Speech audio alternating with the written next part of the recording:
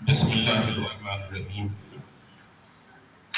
میں اضلاع سے آنے والے اور پھر شہر کے دانشوروں کا تہ دل سے استقبال کرتا ہوں کہ یہ ایک انتہائی اہم عنوان پر اجلاس راؤنڈ ٹیبل کا رکھا گیا ہے۔ بنیادی بات یہ ہے کہ دیکھیے، جب تک کہ سوال نہیں کیا جائے گا تو پھر جواب کی بھی امید نہیں رکھی جا سکتی۔ افسوس کا مقام یہ ہے کہ 1 اکتوبر 2022 کو ایس ٹی ریزرویشن 6% سے 10% کر دیا گیا۔ اکتوبر گیا، نومبر گیا، دسمبر گیا، جنوری کے اختتام پر ہمیں، لیکن جو لوگ حکومت کے ساتھ ہیں، جو مسلمان حکومت میں موجود ہیں یا جو حکومت کے الائی ہیں یا جن جماعتوں نے مختلف اوقات میں چیف منسٹر سے ملاقاتیں کی اور چیف منسٹر کی دعوتیں کھائی ہیں، ٹی آر ایس کو ووٹ دینے کی اپیل کی ہے، اس پر ہم کوئی اختلاف نہیں کر رہے۔ ہر ایک کو اپنا حق ہے کہ وہ کس کی تائید کرے، کس کی تائید نہ کرے، لیکن یہ تمام اصحاب جو ٹی آر ایس کے ساتھ، جو ٹی آر ایس کی دعوتیں کھاتے ہیں یا ٹی آر ایس کی تائید کرتے ہیں، ایس ٹی کو 6% سے 10% کیا گیا اور مسلمانوں کے ریزرویشن کو، جبکہ ٹی آر ایس کے اپنے کانسٹیٹیوشن میں موجود تھا، اور نہ صرف کانسٹیٹیوشن میں موجود تھا بلکہ اپریل 16 اپریل 2017 کو اسمبلی کا اسپیشل سیشن کال کیا گیا۔ اس اسپیشل سیشن میں چیف منسٹر نے قرارداد پیش کی، مسلمانوں کو 12% دیا جائے گا، ایس ٹیز کو 10% دیا جائے گا۔ اس کے اوپر ٹھیک ہے، ایک 50% کا بیریئر تھا، سپریم کورٹ کے اندرا سہانی کیس کے آرڈر، یہ وہ ساری چیزیں، لیکن پارلیمنٹ نے 103 امائنڈمنٹ سمجھیے کہ کانسٹیٹیوشن میں کیا۔ یہ دراصل قانونی چیزیں اس وجہ سے سمجھا رہا ہوں، بس ہمارے اصحاب احباب کسی کی طرف سے آئے یا پھر خود اپنے اس سے آئے، دفتر پہ سمجھیے کہ 1-2 ڈیلیگیشن آئے اور انہوں نے مجھ سے سوال کیا کہ ملک صاحب، اب یہ الیکشن ایئر میں 12% آپ کو کیوں یاد آ رہا ہے؟ گزشتہ 8 سال سے آپ 12% کی بات کیوں نہیں؟ تو میں سمجھیے کہ جو ٹیکنیکلٹی تھی وہ ایکسپلین ان کو کر دیا۔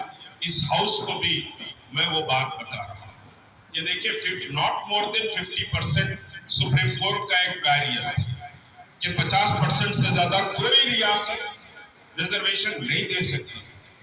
تامل ناڈو میں 69% ہے جو اسٹے پر ہے، وہ اسٹے پر ہے۔ اسی طرح جھارکھنڈ میں بھی مور دین 50% ہے، وہ بھی اسٹے پر ہے۔ تو کوئی ریاست مور دین 50% ریزرویشن نہیں دے سکتی۔ اب چیف منسٹر صاحب نے 2014 میں بڑے بانگ دہل اعلان کیا ہم 12% دیں گے، تو اس وقت ہمارا اسٹینڈ یہ تھا کہ یہ ایک مسلمانوں کے ساتھ سوائے مزاح کے کچھ اور نہیں، کیونکہ آپ دے نہیں سکتے۔ لیکن بہرحال بڑے بڑے دعوے کیے، لیکن آج جو ہم یہ کہہ رہے ہیں کہ آپ کو دینا چاہیے، تو قانونی طور پر جو 50% کا بیریئر تھا، وہ سمجھیے کہ 103 کانسٹیٹیوشن امائنڈمنٹ جو 2019 کو ہوا تھا، 2019 کو economical weaker section B J P نے 10% ریزرویشن کا ایک بل لایا اور کانسٹیٹیوشن کو چینج کیا، دستور میں ترمیم کی گئی، اور دستور میں ترمیم کر کے سمجھے 10% ریزرویشن سینٹرل گورنمنٹ نے دیا، اور وہ ایکچوئل برہمنز کو اور اعلیٰ ذات کی ہندوؤں کو وہ اکنامیکل ویکر سیکشن میں 10% دیا گیا۔ تو 50% کا یہ جو بیریئر تھا، وہ 50% کا بیریئر ختم ہو گیا۔ اب اس کے ختم ہونے کے بعد ہمارے चीफ मिनिस्टर साहब ने इमीडिएट अक्टूबर 2022 को जो एसटीज को वादा किया था 10% का, विद इमीडिएट इफेक्ट 1 अक्टूबर से जियो निकाल दिया गया कि एसटीज को 10% हम दे रहे हैं। जब एसटीज को आप 10% दे रहे हैं तो मुसलमानों का भी रेजोल्यूशन आपने पास किया था 12% का, तो फिर आप मुसलमानों की तरफ कोई तवज्जो क्यों नहीं दे रहे? हम आपने जो मुतालिबा किया, आपने जो बात रखी थी, उसी को हम कह रहे हैं कि फुलफिल करिए। मुसलमान अपनी तरफ से कोई नई बात नहीं कह रहा। अब अगर जायजा लिया जाए स्टेट गवर्नमेंट, देखिए एहसास उम्मत पैदा करना बहुत जरूरी है। 10 वाइस चांसलर का अपॉइंटमेंट हुआ, 10 वाइस चांसलर का अपॉइंटमेंट हुआ, एक मुसलमान नहीं मिला। यहाँ प्रोफेसर अनवर साहब बैठे हुए हैं, वो एक्सप्लेन बेटर करेंगे कि एक मुसलमान वाइस चांसलर हमारी रियासत में नहीं मिला, जबकि 2 वाइस चांसलर होते थे मुसलमान। उस तफसील में नहीं जाऊंगा। और पब्लिक सर्विस कमीशन बनाया गया, उसका टर्म खत्म होने के बाद ये पहली मर्तबा है आंध्र प्रदेश से लेकर तेलंगाना के सफर तक, ये पहली मर्तबा है कि पब्लिक सर्विस कमीशन में एक मुसलमान नहीं लिया। ये अहम समझिए के इदारे, एक मुसलमान नहीं लिया गया। अब उसके साथ हम बीसीई कोटे में आते, हमारा जो 4% रिजर्वेशन है वो बीसीई है, तो अब बीसी कमीशन भी बनाया गया, तो बीसी कमीशन में भी मुसलमान को नहीं लिया। तो ये समझिए के साथ सिचुएशन है। अब बहुत सारी बातें हैं, पूरी अगर चार्जशीट बयान करूं तो बहुत वक्त लग जाएगा। तो आज ये जो हम राउंड टेबल बैठे, ये समझिए कि हम 12% का जो हुकूमत का मुतालिबा था, हुकूमत ने जो वादा किया था और असेंबली की जो करारदाद है, उसी की लाइट में हम यहाँ पर बैठे हुए हैं। अब कोई इजाफा मुतालिबा नहीं कर रहे हैं, तो उसके लिए यकीनी तौर पर आपको मुत्तहिदा आवाज बुलंद करनी पड़ेगी। हर जमात को अपने जमाती असलियत से ऊंचा उठकर बात करना पड़ेगा। हुकूमत से अगर आपके ताल्लुकात भी हैं तो आपको और ज्यादा बात करना पड़ेगा ताकि हुकूमत पर दबाव पड़ सके। पॉलिटिकली मुसलमान ऐसा लगता है कि स्टेट में यतीम है, कोई आवाज मुसलमानों की नहीं है। यहाँ सब जिम्मेदार अंजुमनों और इदारों के लोग और इंटेलेक्चुअल्स बैठे हुए हैं। आप कोई ये नहीं बता सकता कि चीफ मिनिस्टर गुज़िश्ता 9 साल में मुसलमानों के इश्यूज पर एक रेस्पेक्टेबल डिस्कशन टोटल मुस्लिम लीडरशिप से किया, कोई नहीं बता सकता। और ये पहली मर्तबा ऐसा हुआ है कि कोई चीफ मिनिस्टर मुसलमानों से मुलाकात नहीं करता। और ये पहली मर्तबा ऐसा हुआ है कि माइनॉरिटी वेलफेयर मुसलमानों के मुसलमान मिनिस्टर के पास नहीं है, बल्कि 5 साल चीफ मिनिस्टर के पास रहे। चीफ मिनिस्टर से मुलाकात के लिए खुद उनके वुज़रा तड़पते हैं, तो अब मुसलमान कहाँ जाकर मुलाकात करें? वुज़रा को अपॉइंटमेंट नहीं मिलता। तो 5 साल मुस्लिम वेलफेयर चीफ मिनिस्टर के पास रहा। उसके बाद मुस्लिम वेलफेयर करीमनगर के हमारे समझिए कि समत नवाब साहब आए हुए हैं, पूरा एक डेलीगेशन आया हुआ है। करीमनगर का समझिए कि कुपला ईश्वर, जिसको ना उर्दू आती है, जिसको ना मुस्लिम इश्यूज वाकिफ है, जो समझिए कि मुस्लिम इश्यूज की ABCD भी नहीं जानता, वो समझिए के साथ मुस्लिम अफेयर्स को देख रहा है। तो ये मुसलमानों की एक यतीमी और मुसलमानों की बेबसी है, और सियासी तौर पर मुसलमानों को यतीम बना दिया गया है। तो ये हाउस बहरहाल 12% रिजर्वेशन पर डिस्कस करेगा।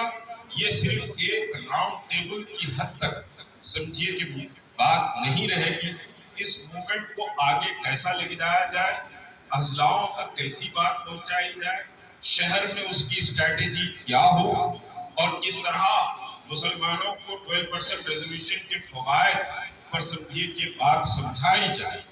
ये उस नुक्ते नजर से हम यहाँ बैठे हैं। सिर्फ हम मातम करने नहीं बैठे हैं, बल्कि मसले का हल निकालने बैठे हैं। मैं फिर दोहरा रहा हूं, ہم ماتم کے لیے نہیں بیٹھے ہیں کہ ہائے ہمارے ساتھ ایسا ہو. کچھ پارٹیوں کے پلیٹ فارم پر صرف ماتم ہی ہوتا, صرف نوحہ خوانی ہی ہوتی. ہم نوحہ خوانی اور ماتم کے لیے نہیں بیٹھے, ہم مسائل کا حل ڈھونڈنے بیٹھے. اور 12% reservation, this is the right time. اگر مسلمان اپنی آواز کو ایک طاقت کے ساتھ اٹھاتے ہیں اور اس کو سمجھیے کے ساتھ حکومت تک پہنچاتے ہیں, یقیناً آج کی یہ گول میز کانفرنس کا میسج حکومت تک سمجھیے کہ پہنچ چکا ہے. حکومت اویئر ہے کہ بیٹھ رہی ہے, اور بیٹھنے میں بھی حکومت کو بڑی تکلیفیں ہوئی. میں ان ساری تفصیلات میں نہیں جاؤں گا. یہاں کی میٹنگ کو کنڈکٹ کرنے کے لیے بھی بہت تکلیف میں تھی حکومت, اور سمجھیے اس میٹنگ کو کینسل کرنے اور اس میٹنگ کو سمجھیے سبوتاژ کرنے کی ساری کوششیں کی گئی. تو حکومت تو پریشان ہے, ہم کسی کو پریشان کرنا نہیں چاہ رہے ہیں. آپ نے جو وعدہ کیا وہ وعدہ وفا کرنا, اتنی ہی بات ہماری. آپ اپنے وعدے کو وفا کریے, ہم پریشان کرنا نہیں چاہ رہے. وعدہ وفا نہیں کریں گے تو آپ بہت پریشان ہو جائیں گے. آپ کسی کے سہارے اگر سمجھ رہے ہیں یہ مسلم ووٹ مل جائے گا اور اقتدار آپ کو حاصل ہو جائے گا, بلا شبہ میں یہ کہنے کے موقف میں ہوں کہ جوائنٹ ایکشن کمیٹی تلنگانہ ریاست کی دوسری بڑی مسلمانوں کی قوت اور طاقت ہے, اور یہ پوری طاقت سے آپ کو اقتدار سے بے دخل کر سکتی ہے. اور اگر آپ اس مطالبے کو تسلیم نہیں کریں گے تو پھر آپ اقتدار کا صورت پھر نہیں دے سکتے. یہ سورج آپ کے لیے ڈوب جائے گا اگر مسلمانوں کے ساتھ آپ انصاف نہیں کریں. ہم کوئی کمزور بات نہیں کر رہے ہیں, نہ کوئی ہم حماقت کی بات کر رہے ہیں. ہم بے در پہ سمجھیے کہ اپنی سمجھیے کہ حکمت عملی سے ہم نے مسائل کو حل کرنے کے گر ہمارے پاس موجود ہیں, اور ہم جانتے ہیں کہ آپ کی نفس کو کیسے دبایا جائے. اگر آپ سمجھیے کہ طلبے چاٹوؤں کے ساتھ اگر یہ محسوس کرتے ہیں کہ آپ کو اقتدار ان طلبہ چاٹنے والی قیادتوں کے ذریعے ملے گا, تو مسلم ووٹ آپ سمجھیے کہ آپ کے پالے میں یا آپ کی جھولی میں آنے والا نہیں ہے, کیونکہ ہم کوئی بدوا مزدور نہیں ہے.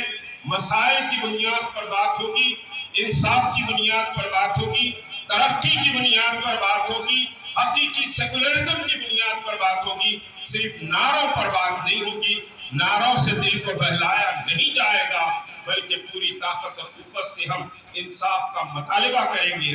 آپ پورا کریں گے تو الحمدللہ, نہیں تو آپ کے لیے اقتدار کا سورج ڈوب جائے گا.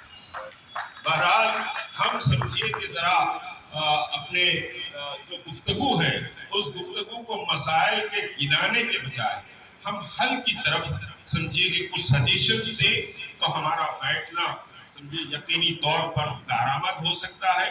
ہمارا بیٹھنا ایک سمجھیے کہ ایک ریزلٹ اورینٹڈ بیٹھنا ہو سکتا ہے, کیونکہ اضلاعوں میں کیسے اپروچ ہوں, اضلاع کے بہت سارے لوگ بھی یہاں پر موجود ہیں, تو اضلاعوں میں کیسے اپروچ ہوں, سٹی میں یہ موومنٹ کیسے چلے, اور کس طرح سے سمجھیے کہ ہم یہ موومنٹ کو آگے بڑھا سکتے ہیں, وہ سجیشن کی میں آپ سب سے درخواست کرتا ہوں.